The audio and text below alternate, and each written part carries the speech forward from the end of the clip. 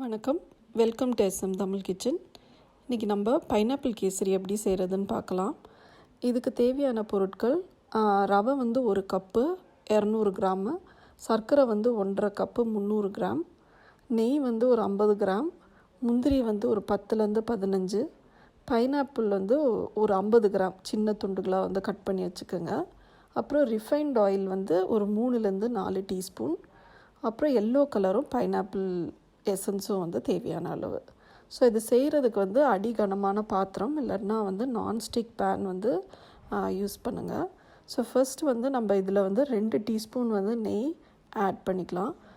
So இந்த நெய்யில் வந்து நம்ம இந்த முந்திரியோ இல்லைன்னா நீங்கள் திராட்சை ஆட் பண்ணுறீங்கன்னா திராட்சையும் வந்து நீங்கள் வறுத்து தனியாக எடுத்து வச்சுக்கோங்க.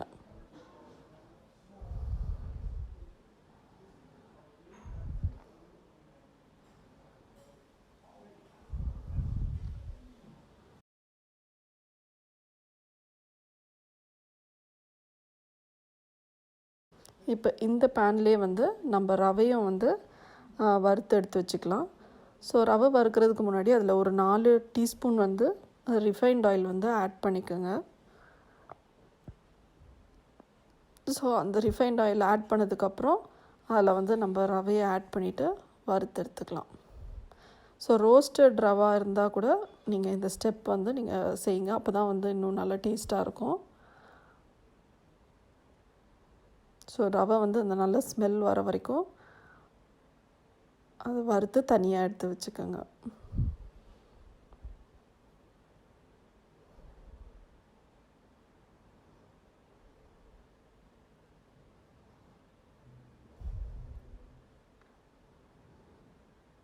ஸோ இந்த பேனில் இப்போ வந்து 1 கப்பு ரவைக்கு வந்து 3 கப்பு வந்து தண்ணி ஆட் பண்ணிக்கோங்க. ஸோ அந்த தண்ணியிலே வந்து இப்போ நம்ம வந்து எல்லோ ஃபுட் கலரும் பைனாப்பிள் எசன்ஸும் வந்து நம்ம ஆட் பண்ணிக்கலாம்.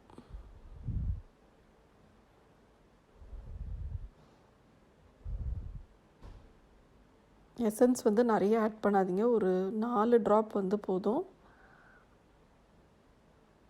அப்புறம் வந்து அதிலே வந்து நம்ம கட் பண்ணி வச்சுருக்க பைனாப்பிளையும் வந்து ஆட் பண்ணி ஒரு 5 நிமிஷம் வந்து கொதிக்க விடுங்க. ஸோ பைனாப்பிள் வந்து நீங்கள் வெறுமனே கட் பண்ணி ஆட் பண்ணுறதோட அதை வந்து சர்க்கரையில் வந்து மிக்ஸ் பண்ணி ஒரு 1 hour ஃப்ரிட்ஜில் வச்சுட்டு ஆட் பண்ணிங்கன்னா அது சாப்பிடும்போது அதில் ஒரு நல்ல டேஸ்ட் இருக்கும். ஸோ அதை ட்ரை பண்ணி பாருங்கள். ஸோ ஒரு 5 மினிட்ஸ் வந்து இந்த மாதிரி கொதித்ததுக்கப்புறம் நீங்கள் வந்து ஸ்லோ பண்ணிக்கோங்க. ஸ்லோ பண்ணிவிட்டு ரவையை வந்து ஆட் பண்ணிக்கலாம். நம்ம வறுத்து வச்சுருக்க அந்த ரவையை வந்து பொறுமையாக வந்து கிளறிட்டே வந்து ஆட் பண்ணுங்கள். ஸோ எப்போவுமே ஸ்லோ பண்ணிவிட்டு ஆட் பண்ணால் தான் உங்களுக்கு கெட்டி இல்லாமல் வரும். ஸோ இந்த மாதிரி மிக்ஸ் பண்ணிகிட்டே இருங்க. ரவை வந்து நல்லா வேகணும். ஸோ இந்த தண்ணியெலாம் வந்து அது இழுத்துக்கும். அதுக்கப்புறம் வந்து நம்ம சர்க்கரை வந்து ஆட் பண்ணிக்கலாம். ஸோ மிக்ஸ் பண்ணிகிட்டே இருக்கணும், இல்லைன்னா வந்து உங்களுக்கு அடி பிடிச்சிரும்.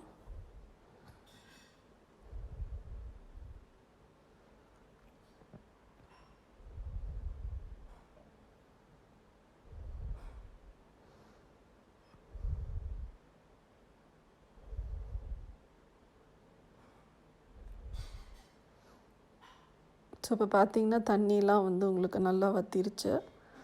ஸோ இந்த ஸ்டேஜில் வந்து நம்ம எடுத்து வச்சுருக்க சுகர் 1.5 கப்பு வந்து ஆட் பண்ணிக்கலாம்.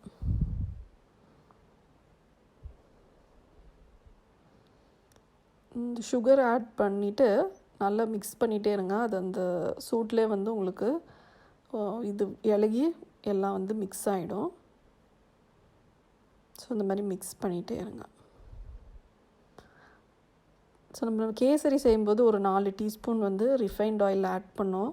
ஸோ அது எதுக்குன்னா உங்கள் கேசரி வந்து நீங்கள் செய்கிற கன்சிஸ்டன்சிலே இருக்கும். நீங்கள் வெறும் நெய் ஆட் பண்ணிங்கன்னா கொஞ்சம் நேரத்துக்கு அப்புறம் நீங்கள் வந்து சூடு ஆறுனதுக்கப்புறம் நல்லா கெட்டியாகிடும்.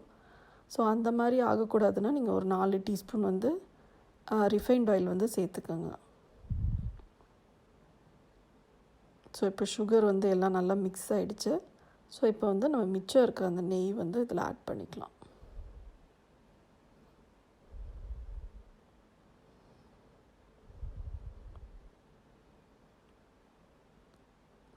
இந்த நெய் வந்து நல்லா மிக்ஸ் பண்ணிடுங்க.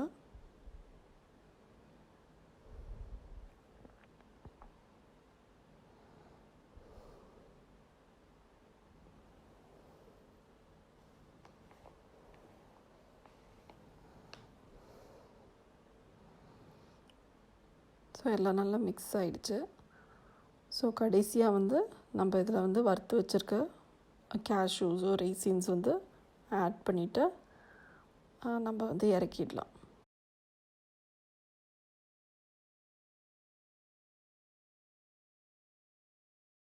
ஸோ வந்து பைனாப்பிள் கேசரி ரெடி ஆயிடுச்சு.